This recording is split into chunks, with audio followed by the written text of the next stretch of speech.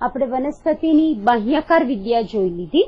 હવે આપણે આપણું જે આ સેમિસ્ટરનું ત્રીજું અને વનસ્પતિનું છેલ્લું, તો એ સપુષ્પી વનસ્પતિની અંતસ્થ રચના એટલે આપણું ત્રીજું પ્રકરણ જોઈશું, જેમાં આપણે વનસ્પતિની અંતસ્થ રચના, જેને આપણે એનોટોમી કહીએ છીએ, તો એના વિશે આપણે ભણવાનું છે.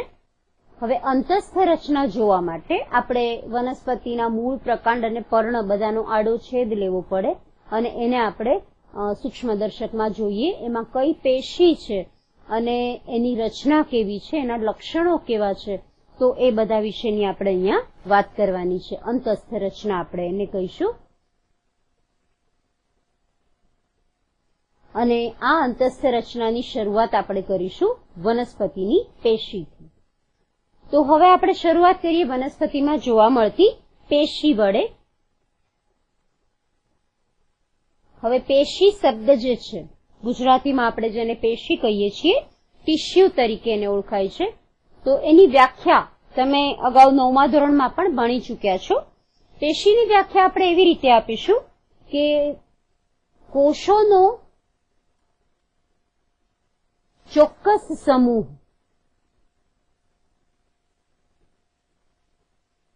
જે સામાન્ય રીતે રચના, કદ, આકાર વગેરે અને ઉત્પત્તિ સ્થાન એમાં એક સરખો હોય.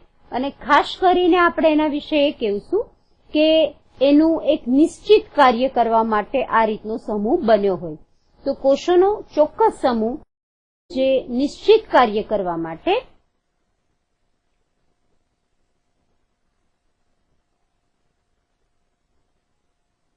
એકત્રિત થયેલો હોય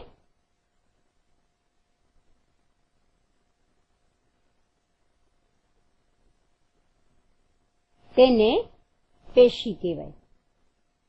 તમે આમાં ઉમેરી શકો કે સામાન્ય રીતે સમાન રચના અને ઉત્પત્તિ ધરાવતા કોષોનો સમૂહ. પણ અહીંયા એક વાત છે કે કેટલીક એવી પેશી છે કે જેમાં રચના જુદી જુદી પણ હોઈ શકે. એટલે કે એક જ પેશી એમાં અલગ અલગ પ્રકારની રચના ધરાવતા કોષો પણ આવી શકતા હોય છે. તો ખાસ યાદ રાખીશું કે પેશી એ કોષોનો એવો સમૂહ છે કે જે ચોક્કસ નિર્ધારિત કાર્ય કરવા માટે બનેલો હોય. હવે આવી જે પેશીઓ છે એનું આપણે વર્ગીકરણ કરવું છે. વનસ્પતિમાં કયા કયા પ્રકારની પેશી જોવા મળે તેનું. પણ તે પહેલા આપણું પહેલા સેમિસ્ટરથી આપણે જે વાત વારંવાર કરતા આવ્યા છીએ કે કોષ જો બહુકોષી હોય તો કોષનો સમૂહ પેશી બને. પેશીઓના સમૂહ ભેગો થવાથી એટલે કે પેશીઓના સમન્વયથી અંગ બને અને આવી રીતે તંત્ર બને અને જટિલ દેહ રચના બને. તો હવે આપણે જોઈએ વનસ્પતિમાં કયા કયા પ્રકારની પેશીઓ જોવા મળે છે તેની રૂપરેખા. વનસ્પતિની પેશીઓ. હવે આમાં વનસ્પતિમાં મુખ્ય બે પ્રકાર જોવા મળે છે. એમાંનો જે પહેલો પ્રકાર છે તેના વિશે આપણે જોઈએ. એને આપણે કહીશું વર્ધમાન પેશી અથવા વર્ધનશીલ પેશી.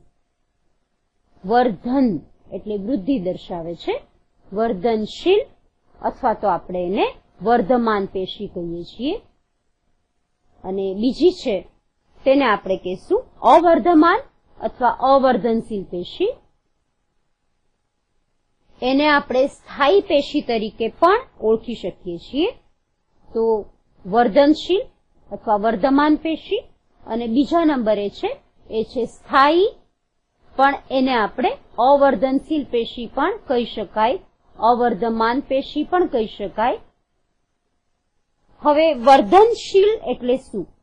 તો વર્ધનશીલ પેશી એના આપણે ફરીથી પ્રકારો પણ છે, પણ અત્યારે અહીંયા એક મુખ્ય વાત, વર્ધનશીલ એટલે શું? તો જે પેશીના કોષો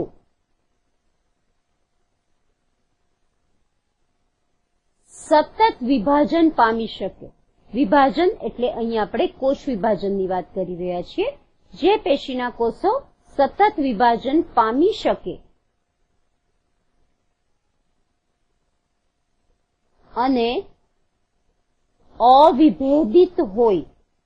અવિભેદિત એટલે કે જેમાં વિભેદન ના થયું હોય. વિભેદન શું છે એ તમે ભણી ચૂક્યા છો.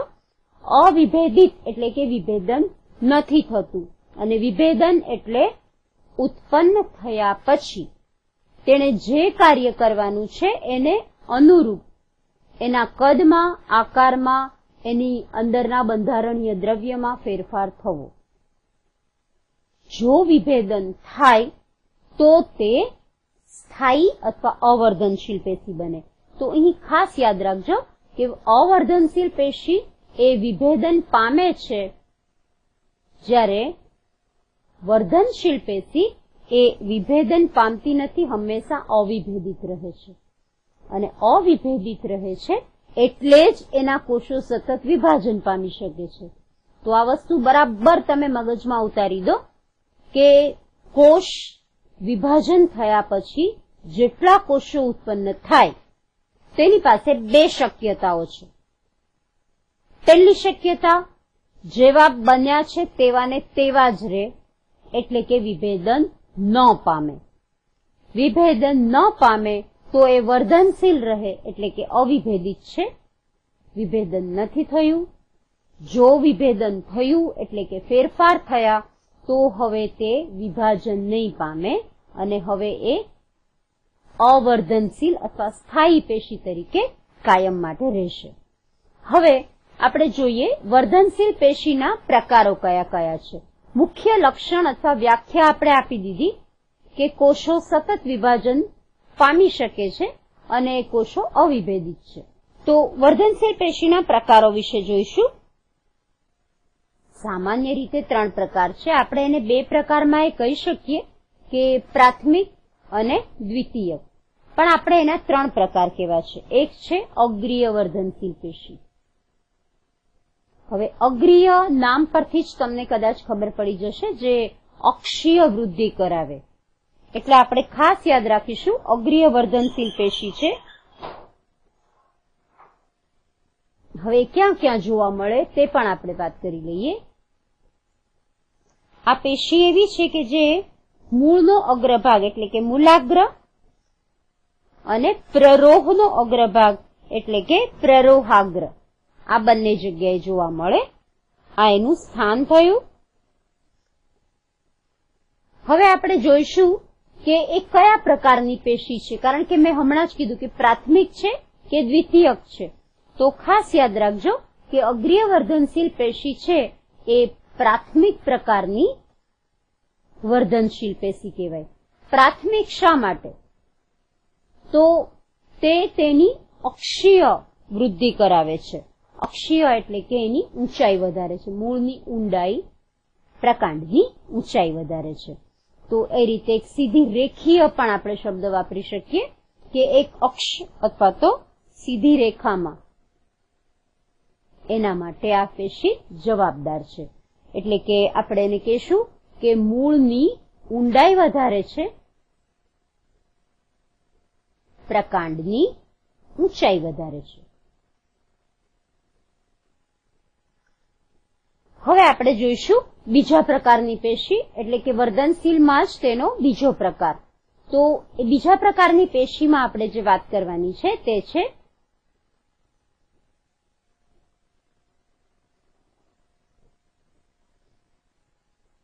પાર્શ્વીય વર્ધનશીલ પેશી. હવે પાર્શ્વીય વર્ધનશીલ પેશી છે તેને આપણે કહીએ છીએ દ્વિતીયક પ્રકારની, અને એને એધા તરીકે પણ ઓળખાય છે. એટલે પાર્શ્વીય વર્ધનશીલ તો નામ છે જ, પણ એનું એક વિશિષ્ટ નામ છે એધા, અને આ એધા વિશે તમે આ જ પ્રકરણમાં ઘણું બધું જાણવાના છો.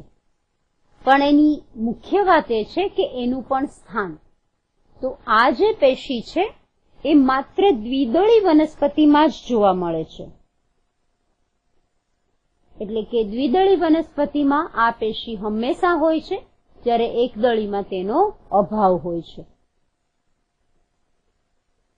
હવે એનું સ્થાન, એક્ઝેક્ટ સ્થાન આપણે કેવું હોય નિશ્ચિત રીતે, તો તે જલવાહક અને અનવાહકની વચ્ચે જોવા મળે.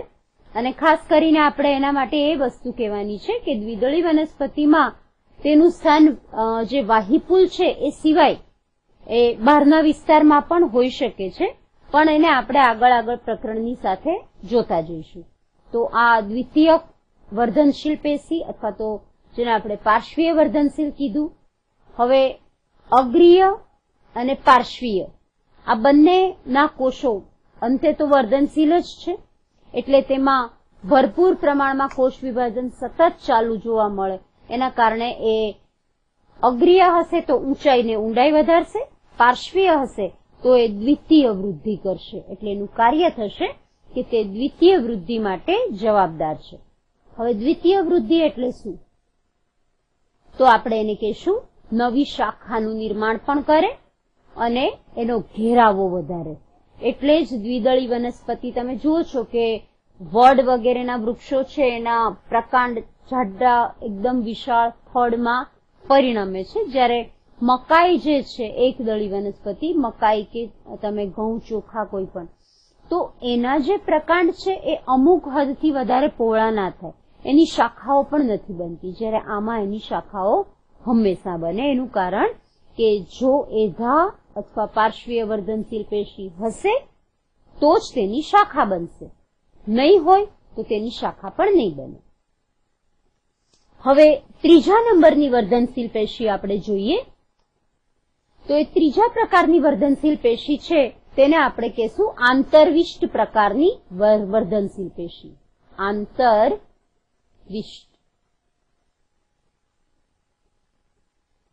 અને આ આંતરવિષ્ટ પ્રકારની જે વર્ધનશીલ પેશી છે તે સ્થાયી પેશીની વચ્ચે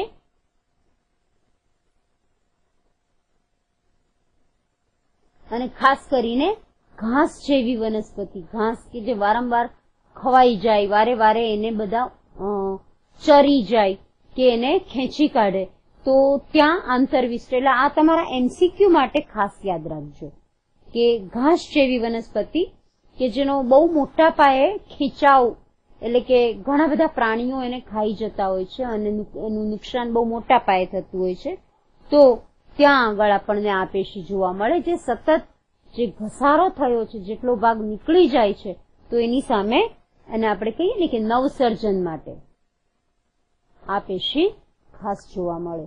તો એ થઈ આ ત્રીજા પ્રકારની વર્ધનશીલ પેશી, અને આ પણ પ્રાથમિક જ છે.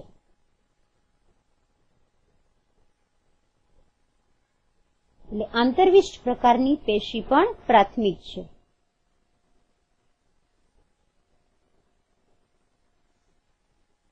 તો આ પ્રાથમિક પેશી થઈ, જ્યારે અહીંયા પાર્શ્વીય છે જે વચ્ચે આપણે લખી છે એ દ્વિતીય પ્રકારની પેશી થઈ. હવે આપણી વર્ધનશીલ પેશી આપણે અહીંયા જે પણ પ્રકારો અને જે પણ કહ્યું એનો ફરી આપણે હવે જ્યારે આગળ જ્યારે વધારે અંતઃસંરચના જોઈશું ત્યારે એનો થોડો ઘણો ખાસ કરીને પાર્શ્વીયનો ઉલ્લેખ આવવાનો છે. પણ હવે આપણે જોઈશું અવર્ધનશીલ પેશી અથવા તો સ્થાયી પેશી. સ્થાયી પેશી છે એને આપણે અવર્ધનશીલ કહીએ છીએ એટલા માટે કે તે વૃદ્ધિ પામી શકતી નથી. એટલે કે આપણે હમણાં જ કહ્યું હતું કે આના કોષો વિભેદન પામે છે એટલે વિભાજનની ક્ષમતા ગુમાવે છે. ખાસ યાદ રાખજો મિત્રો કે વિભેદન પામે છે એટલે કે ફેરફાર થઈ ચૂક્યા છે. કોષ ઉત્પન્ન થતી વખતે જેવો હતો એમાંથી હવે એનામાં કઈ ને કઈ ફેરફાર થયા, એના આકારમાં કે કદમાં કે બંધારણીય દ્રવ્યમાં. એના કારણે હવે એ બીજું કોઈ પણ કાર્ય કરશે પણ વિભાજન પામીને વૃદ્ધિનું કાર્ય નહીં કરી શકે. તો હવે આ સ્થાયી પેશી એના આપણે પ્રકારો જોઈશું. તેના મુખ્ય બે પ્રકાર છે. એક આપણે એને કહીશું સરળ સ્થાયી પેશી અને બીજો છે એ જટિલ સ્થાયી પેશી. સરળ અને જટિલ. સરળનો અર્થ શું થાય છે કે એક જ પ્રકારના કોષ, અથવા તો આપણે એને કહીશું કે બધા કોષો સમાન છે.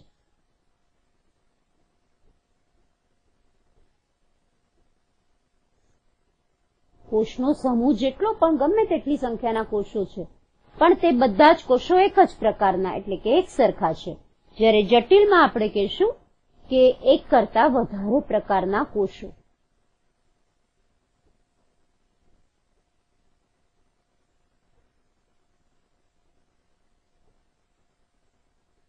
તો આ બેઝિક જેને કહેવાય ને મૂળભૂત તફાવત થયો કે એક જ પ્રકારના કોષો હોય તો સરળ, અને જો 2 કે 3 પ્રકારના કોષોનો સમન્વય થયો હોય અને પેશી બની હોય તો એ જટિલ પેશી થઈ ગઈ.